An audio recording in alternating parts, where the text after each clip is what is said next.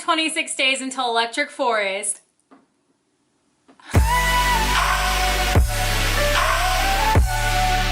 Hey you guys, welcome back to my channel. In today's video, we are talking all things about Electric Forest 2020. That's right, Electric Forest 2020. I can't believe that just came out of my mouth. This is the first video of many that I'm going to be posting for Electric Forest 2020. It's the 10th anniversary. It's my third year going. We got to do it big. I am so excited to be going back. It just got very real because they announced the dates on June 25th through the 28th. We will be going back to the amazing Electric Forest in Rothbury, Michigan. So that's what this video is all about. We're just gonna be talking about everything, how to start planning and the ticket options, all that good stuff. If you are new here, I'm Aid. I create a lot of festival related content and I would love it if you would join the tribe by subscribing. I will have a lot Electric Forest content, like I said, for 2020. I'm super excited and I think a lot of people are really interested in going to this festival this next year. So I want to be able to help you guys out, get you guys ready for your first forest because it is a whirlwind. And I went to my first forest in 2018. Hopefully I can answer a lot of your guys' questions. I did get some questions on my Instagram, so we're gonna be going through some of those questions just to help you guys out. And I'm gonna be referring to a lot of resources for you guys. Sit back, grab your wine, grab whatever you need, and let's just talk about Electric Forest because it's probably my favorite topic to talk about on my channel. The first thing I want to direct you guys to is a couple of resources that I think will be super helpful to read through all of this stuff. Electric Forest is definitely a festival that you have to prepare a lot for compared to some of the other festivals that I talk about on my channel. I think because it is a camping festival, it is going to be a almost 6-day music festival for some people, and we'll talk about that. There is a lot that goes into it, and a lot of people I think get turned off by how much planning that goes into it. But I will tell you guys that it is so worth it to make the trip out there and to make it work and to figure out your finances and to figure out the logistics of it all. I travel from Texas to go to Electric Forest, so if I can figure it out, you guys can figure it out. I know people that come from San Diego. I know people that come from outside of the country. So if you are getting overwhelmed by the amount of things that you have to plan, don't worry. Like I said, you have 226 days to figure it out, and hopefully some of the resources that I provide for you guys and the content I create in the future will help you guys out. Some of the resources that you should check out: 100% read the website from beginning to end, every page. Honestly, they have so many awesome resources on that website. I think you should go there first before going to my blog or going to YouTube or anything like that. They do kind of give a lay of the land of everything. What are the rules? What can you bring? What can't you bring? What are all the ticketing options? They do have a lot of what they call plug-in program, which is way to get more involved with Electric Forest community. You know, they have this thing called the Wish Machine and they have a whole blog, and so you get a lot of information by reading that website initially, and then you can go to things like Reddit, Facebook, my blog, my YouTube channel for kind of more of that what is it really like kind of experience from experienced forest family. You know what I'm saying? So I would read the website first just to get a baseline of everything, get an understanding of everything, and then you can turn to other resources that will help you plan your experience, listen to what other festival goers have to say, and things like that. After that, I would definitely look into Reddit. There is an Electric Forest Reddit page. There's a lot of good threads on there. If you have a specific question, your question might be answered there. There's also Facebook groups that you can join that are always super helpful to read through. I always read through because I like to see what other people's questions are on and if I can create content around that. And then I'm going to link some resources from my website, vibewathrib.com. So I do have a blog where I talk all about music festivals. I do festival reviews, I do tips, tricks, all that good stuff. So I do have an ultimate guide to Electric Forest that I've updated for 2020. I'm going to update it once we get like official 2020 information. I will update that, but for right now it's updated for the most part, I'd like to think. So be sure to check that out and bookmark it so you can reference it later. And then I will be linking a ticket guide that I just came out with. It breaks down all the ticketing options, and I got that from the website. The website can be super confusing, so I put it in a table format just for you guys, just to help you guys out so you can see what ticket option might be best for you that you're looking into. And I will talk a little bit more about that, but that's going to be linked down below. And then 2 more YouTube things. I am linking a massive Electric Forest playlist. That's not just my videos, but it's a ton of other creators on YouTube's videos, just to give you guys a feel and give you that real life experience of what is Electric Forest like. So it's filled with vlogs, tips, reviews, outfit ideas, things like that. Me and Ashley Gauthier, put a picture of her here. We put it together. She's been in Electric Forest 6 times and I've been 3 times, so she is a real veteran. So definitely go check her channel out too. Put that playlist together just to kind of give you guys a full view of everyone that's kind of done videos on Electric Forest. There's gonna be some more added to it as we kind of get in, because a lot of people post their stuff later. I'll be linking my playlist, so just specifically my Electric Forest videos from 2018, 2019, my packing videos, my vlogs, all that stuff is gonna be in that playlist, so you can access it down below and just watch it. I like to watch my own videos because it's really cool just to look back on my memories and just think like, wow, that was so fun.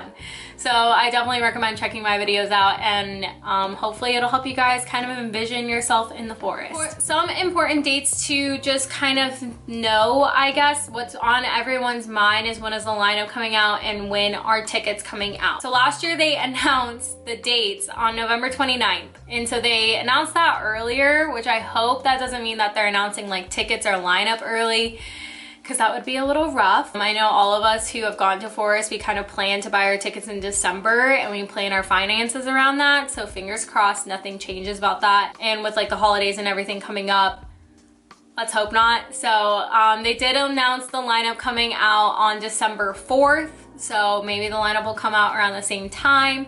And then the loyalty sale. So if you went to Electric Forest, you should have gotten a loyalty email by now, letting you know what type of loyalty you qualify for, which is 6 in the Forest, 4 in the Forest, or GA. 6 in the Forest means that you've gone to Electric Forest 6 years in a row, 4 years in a row, and then GA is if you've gone less than 4 years. And so you should have gotten an email by now. If you haven't gotten one, I would reach out to, I think it's like loyalty@electricforest.com or something like that, just to get it sorted out. Just make sure you're all squared away, but make sure you actually qualify for loyalty, which means that you registered the wristband under the appropriate email address and everything. That sale was December 5th through 6th, and then the general on sale was on that Friday, December 7th, and it sold out within the same day. It was about a couple of hours. It was at least like within less than a work day, because like it went on sale and I texted Ryan and he had meetings all day and he didn't get his ticket, and he didn't tell me I could get his ticket, so he didn't get his ticket. That was December 7th, so that's kind of like the same time frame that we're looking at this year, hopefully, if nothing changes. But I did just want to give you guys a heads up. I would always make sure you're subscribed to the Electric Forest newsletter and that you're following their social media accounts, just so you can kind of stay up to date with everything. You can always follow mine too, because I retweet everything and follow everything, because I'm always wanting to stay in the know about all that stuff as well. And then another important date to know is that group camping went on sale in January 15th. So if you don't know what group camping is, it is if you buy a general admission ticket and you have a group of friends that you want to go with all together and you guys don't want to camp in the same spot, you could add on group camping. And so it's a minimum of 20 people, and we can probably do a whole video on group camping, honestly, like the logistics of it all. But it is a pass, so you'll have like a group ticket leader buy a pass, that's $50, and then you buy a group member pass, and all of you guys have to like purchase it at the same time to be in that camp. Really stressful process, and it sold out in 25 minutes last year. So that will be coming down the line, just something to be aware of if you are looking to form a group, looking to have a big group camping site and all that stuff. Otherwise, you can still camp together with your friends. You just have to all make sure you go to the entrance together. This is if like group camping would just be like you guys are going to show up at different times kind of thing, and you guys just want to have a solidified spot. That $50 basically secures you guys your own camping spot. Whereas if you just did regular general admission, it's kind of random where you get placed, and then it's not guaranteed you'd be by your friends. So that's why a lot of people caravan together, so that they're by their friends when they camp together. I don't know if I made this clear, but basically group camping is a separate part of the GA camping. So I'll put a map up here and you'll see that group camping is in its own area, and then within that group camping, each group has their separate camps. So that's what I mean. You have like your solidified camp, you have a specific area, and that's where your whole crew is allowed to camp. And you have to have a group member wristband. They need to know your number of your group camp. That way they have enough space for you, and they can get pretty big. Like I said, I could do a whole video on it, so let me know if you want a video on it and I'll do it. But yeah, I just wanted to clarify about group camping. and then make it very clear you can still camp with a group if you are not in group camping. You just have to caravan together. The logistics are a little bit different. And then the last one, I know this is really far off, but when they updated the app with the set times and everything, that was June 12th of this year. I can imagine it'd be around the same time, about 2 weeks before the event. So I know that's a ways away. We're all worrying about getting our tickets, but I just wanted you guys to know so you can kind of have that mental note, because I know around like June, beginning of June, people are like, where are the set times? And everyone's just like, calm down. It's coming. Actual tickets. So let's talk about the tickets. I'm not going to go through every single ticket line item because then we'd be here forever. And I'd rather wait until they actually announce the tickets that are going to be available this year, because sometimes they add things, they take things away, prices are different, whatever. So what I'm going to tell you guys to do is just to go to the link down below, breaking down the ticket and camping options for Electric Forest 2020. So that blog post is going to have, like I talked about, the table format,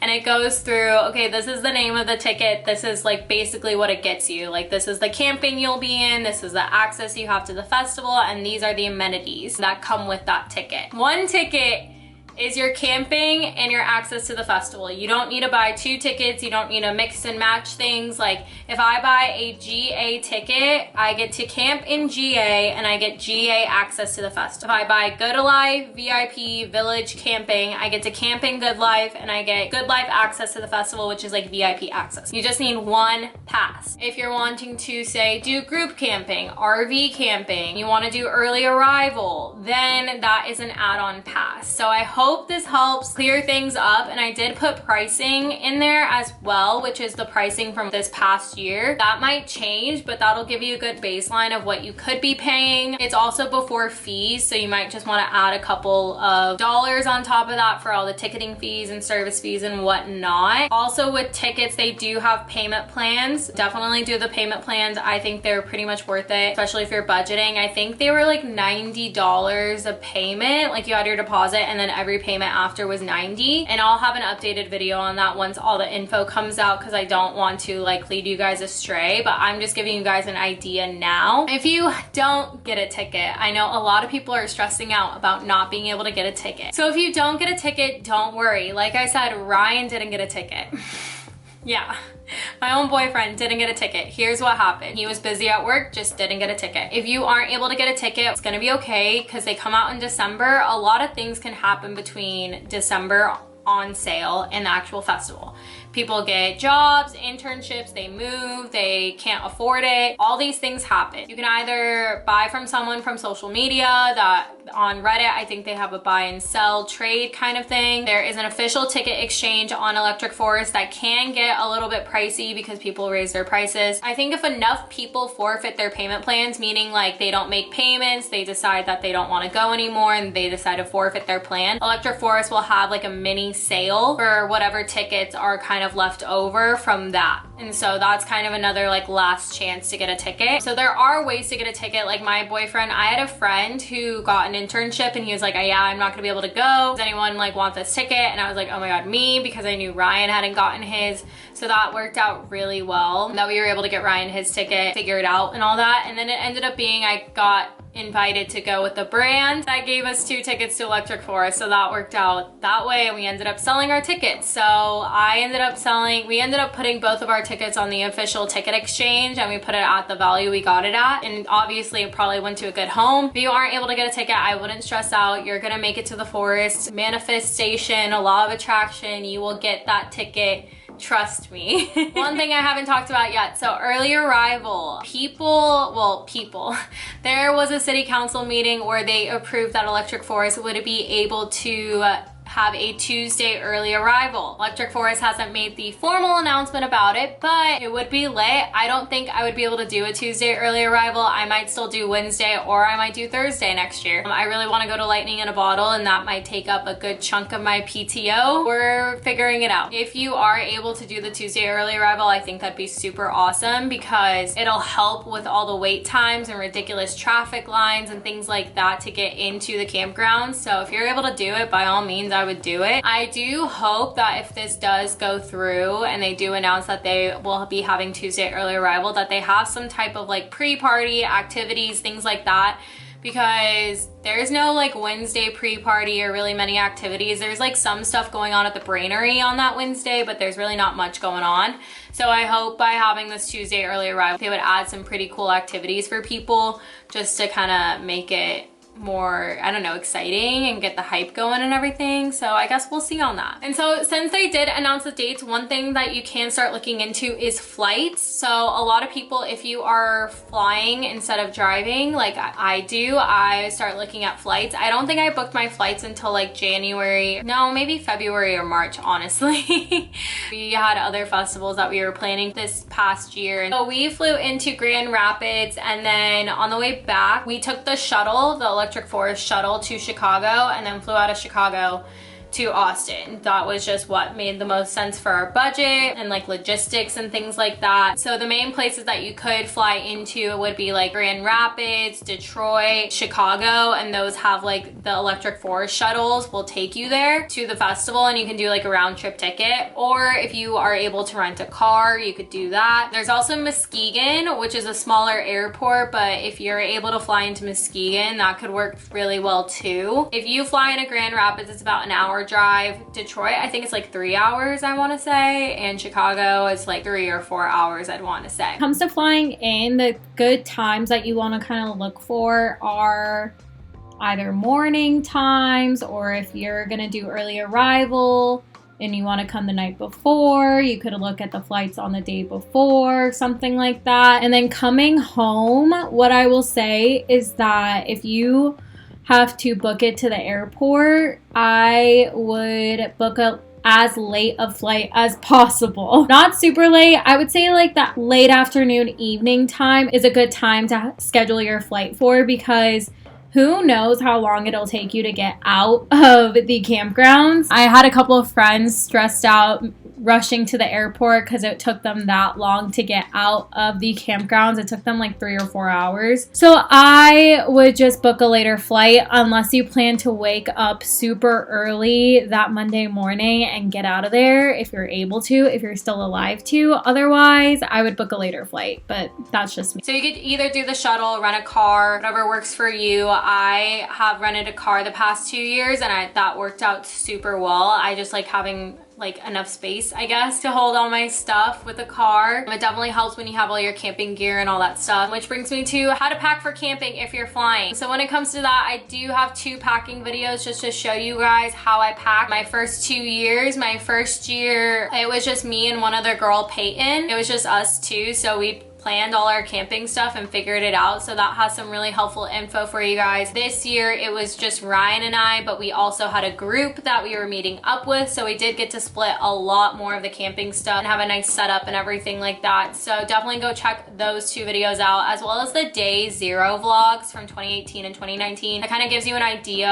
of like the camping space that you're working with, as well as like the whole entry process into the campgrounds and all that stuff. So definitely go watch those couple of videos. Hopefully that'll help you guys with any questions you might have. It's definitely doable. It's definitely possible. Or what we've done is that we just pack what we can and then do a big Walmart order, Walmart trip, and then we'll donate whatever we don't use and give it to fellow forest family. And I think Electric Forest also does have a donation program for any camping gear that you're not going to use. You can definitely do that. Squad planning. So like I said, there is group camping, but if you're not going to do group camping in general, you're probably going to be going with a big squad. It's really good to just kind of get everything in order and start figuring out like what time are you guys flying in or driving in, how are you guys all gonna caravan, where's a good meeting spot, should you guys meet at the Walmart, so that way you guys can follow each other to forest, who's bringing what, who's buying what, who's packing what are we all splitting. Those are all the questions that you should answer. I know it's super overwhelming, but hopefully one of you guys is the leader of your group and can kind of take charge. Use Excel spreadsheets. We've used Excel spreadsheets the past 2 years and it's worked out really well, just to be like, I can bring this, I can bring that, all of that stuff, and you guys can just share everything essentially. So yeah, that's some helpful tips when it comes to squad planning. I might do a more detailed video of like how to plan for forest with your squad or like group camping, things like that. Let me know if you guys would want to see that. Let's answer some questions. So I did a little Q&A on my Instagram story. If you guys don't follow me, go follow me there. I could just sense the panic in everyone. The moment that they announced the dates, I could just sense people were freaking out. I decided to put a little question box, like if you guys have any questions, how can I help? The first question I got is, should I look for a flight ticket right now? Like I said earlier, you can start looking just to get an idea of how much flights are gonna cost. That way you can start saving money. I actually didn't book my flights until March. So you have some time, but if you are a better planner, you know what your work schedule is gonna look like, or like your logistics, then you can go ahead and start getting your flights figured out. Another thing to think about, like I just mentioned, is your group. What is your group doing? When are they all arriving? Ryan and I ended up flying in Tuesday night because there wasn't any early flights for us to get in on Wednesday where we would be getting it at the same time as the group. But we don't want like the group waiting for us, or we didn't want to like be stressed out about that. So we got in Tuesday night and got a hotel. Piggy, who was in our group, he picked us up the next morning once he got in and got his rental car sorted out and everything. And then we kind of went from there. So yeah, you could start looking into flights and all that and just kind of get a feel of like what time would work best for me to get in and all that stuff. Someone did ask me about spending on the whole trip.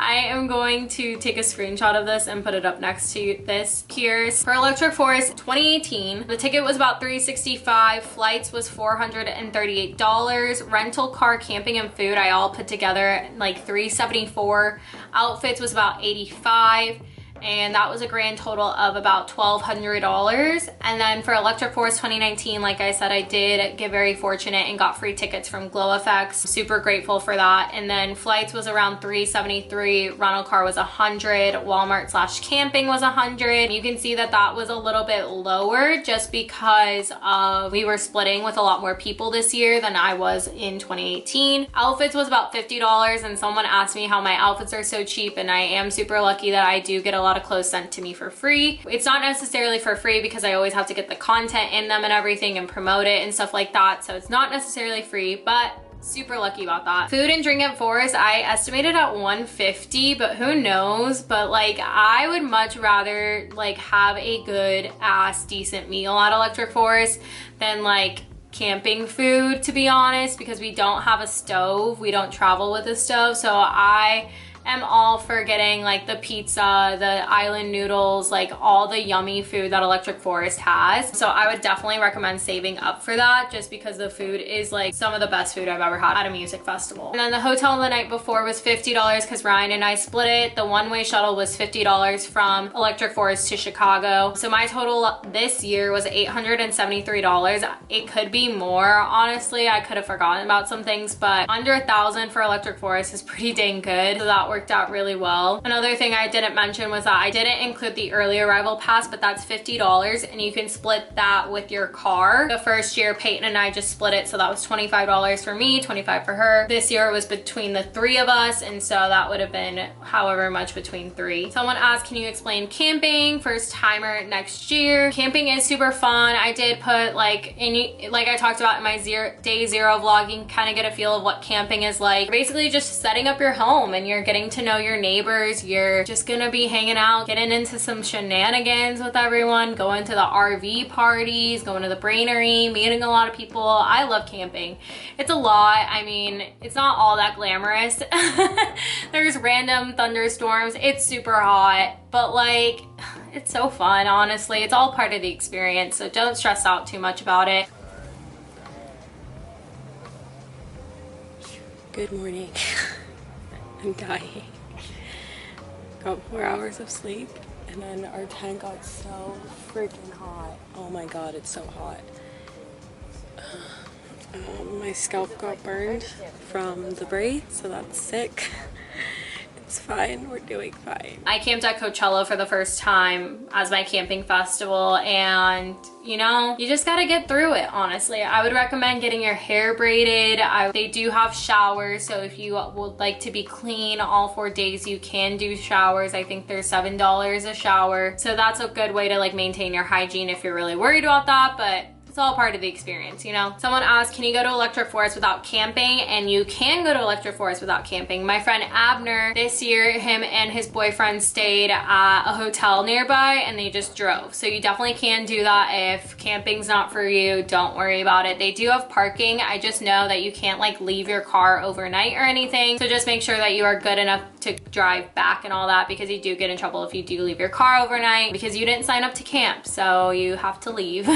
Someone asked, where did you fly into last year and what airline did you use? So typically I fly Southwest like all the time. I'm just like a Southwest kind of girl, but it doesn't always work out that way with Electric Forest, especially when it comes to the times and the cost and everything. The first year I flew into Grand Rapids through American, and then on the way back we flew Southwest, and we flew back on that Monday right out of Grand Rapids. And then, like I said, this year Ryan and I flew Southwest into Grand Rapids that Tuesday night, and then on the way back we had to take a shuttle from Forest to Chicago, and we flew American on the way out. So you kind of just have to check a few things. I like Southwest, and a lot of people have recommended Hopper to me, but Southwest isn't on Hopper. So I usually use Google Flights too as well. Whenever I can't do a Southwest flight, I'll check Google Flights. Someone asked, are you going to try to do Good Life? Because you totally should. So when it comes to Good Life, I really would love to try it one year. I don't know if next year's the year. We'll see. We'll see how my finances turn out. We'll see what else I have planned for the year. It just kind of depends. To be determined. Someone asked, do you think multiple early arrival days will thin out lines getting to festival? I think it will. Someone from Lost Lands responded to my story and said that it helped so much